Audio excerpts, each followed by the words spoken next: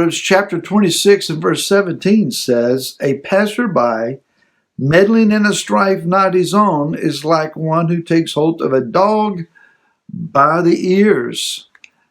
Hi, this is Barry Phillips with 10-Minute Torah, day number 5, the Torah portion Mishpatim, and again Mishpatim meaning judgments. Rabbi Shaul of Tarsus, also known as the Apostle Paul, said in the book of Philippians chapter number 3 verse 2, "Look out for dogs, look out for the evil workers, look out for the mutilation." And of course, this is a Hebraic style of writing where all three of these items are basically saying the same things. Dogs or evil workers who promote mutilation. What is he talking about? What does that have to do with our Torah portion today? Well, let's go back to the book of Shemot, Exodus, chapter number 22, and let's look at the last verse. "And you are set apart men to me. You do not eat any meat which is torn to pieces in the field. You throw it to the dogs." Are all of these verses connected? Well, I think they are. We need to pay attention to what's being said here. Let's begin with us. Leave the dogs on the front porch for the moment. The wording here is that you and I are to be Enosh Kadosh.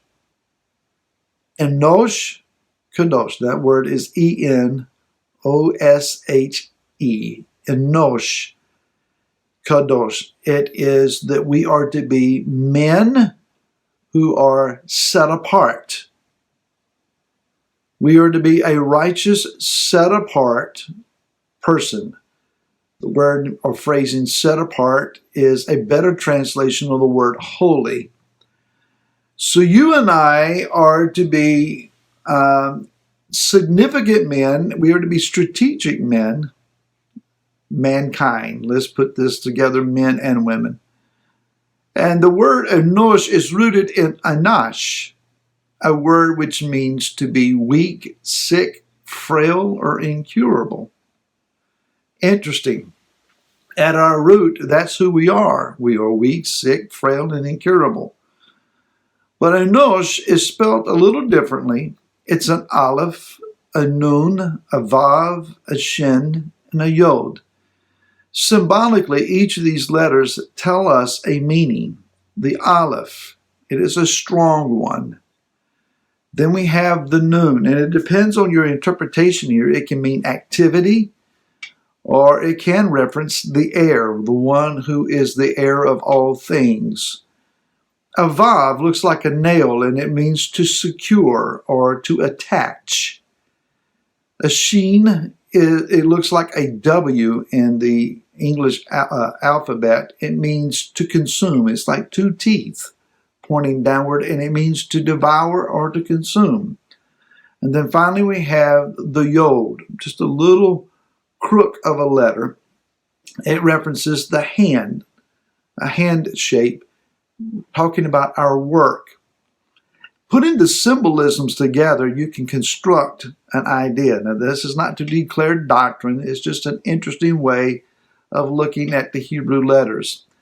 So we have the strong one's activity, or the work of his heir, perhaps, secures against this consuming of our work. What does that mean? It's the description that suggests that Yah, his heir, or his activity through his heir, Yeshua, seeks to redeem and guard our labor for him. He is seeking to protect that which we're doing for the Most High from being consumed or destroyed. He protects that which we're doing for him. So if I'm involved in labor for the Most High, he is guarding me, keeping me, protecting me. And not only me, but the work that I am doing, because the work belongs to him.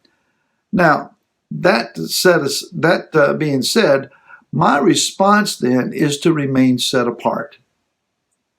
If I know that my labor before him is not in vain, that if I sow, that in due season I'm also going to reap, that he is going to guard my field, If I know that, my response to him protecting me and my labor before him is to make sure then that my walk is upright, that it's consistent, that it's pure at heart, that it's edifying to my fellow believer, but most of all, that it is honoring and glorifying to him for whom I am indeed laboring.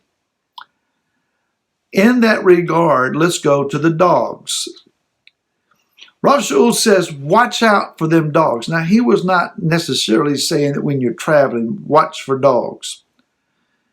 But he was talking about those who work evil. He also shared in some of his letters that there were men who labored with him or among him that did it for vain accomplishments, for money. He said they have their own reward.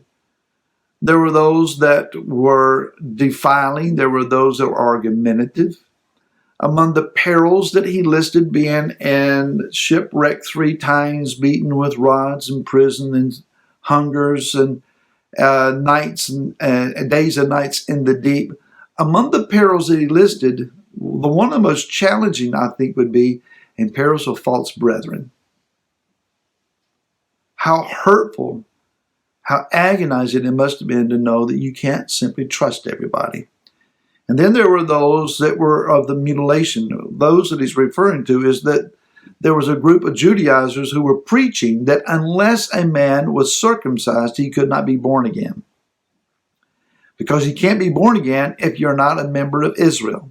And you can't be a member of Israel if you're not circumcised. Rav Shaul says, nonsense. We are redeemed, and then we are adopted into Israel, and having heard the teachings of Moshe, according to the book of Acts, having studied with the Jews in the synagogue, they would understand why circumcision was even necessary. And then they could submit to circumcision after the fact, not as a prerequisite. That all understood. Getting involved in somebody else's dogfight is not wise. If you've ever seen dogs fighting in the yard, if you try to get out there and get between the dogs and pull them apart, chances are you're going to get bitten by both animals. You're asking and inviting yourself into a great deal of wounds. So when there are dogs fighting in which you do not have a stake, leave it alone. As much as we want to fix things, as much as we want to be the champion of someone's cause, it is not always falling to us to fix it. Now, the way the text reads, it says, do not eat any meat which is torn to pieces in the field, throw it to the dogs. And we don't eat roadkill. We don't come upon a carcass in a field and say, I think that's good for dinner. Leave it for the dogs, for the buzzards, for the vultures, for those that are designed to dispose of such things. Leave the situation alone, though, that doesn't belong to you. Dogs reference unclean, scavenging men. Dogs are also a reference to men that are sexually immoral and impure and the grossest of fashions.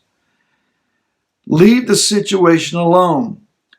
Don't lower yourself to the place of getting involved in a fight that has no righteous value in it.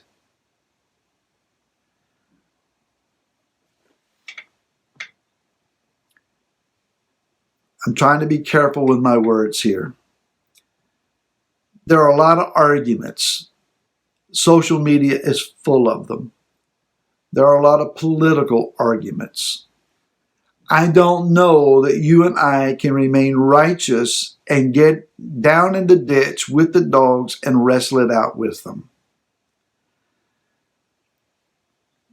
If we are going to be men and women that are enosh kadosh, set apart people, then our words, our debates, our energies, our focus, our time spent must be in that which is set apart as well. Let the dogs fight. Let them pull over the meat that they will. You and I have some things that are much better to participate in. Yah's got a table set for us, not scraps thrown to the dogs. Shabbat Shalom. We will be back again next week, and until then, Shalom.